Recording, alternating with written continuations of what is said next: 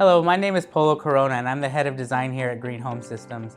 My team, which is the design department, is responsible for putting together all the proposals here for all of our customers. These responsibilities include analyzing shade, analyzing a homeowner's bill, and maximizing the benefits a homeowner can expect based on the utility company's policy. We use advanced modeling technology to create a 3D model of the home and trees to create an accurate representation of the site. We also use the same computer-assisted design tool to estimate potential production of the system on the property.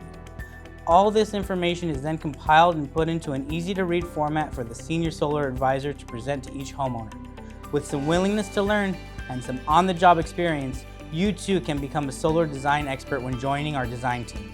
Some basic requirements are basic knowledge of Microsoft Excel and PowerPoint, above-average time management skills, ability to work under the constant pressure of time deadlines, eager to learn and grow in the fast-paced industry of solar, high attention to detail, ability to achieve quick turnaround times on projects, and no solar experience required.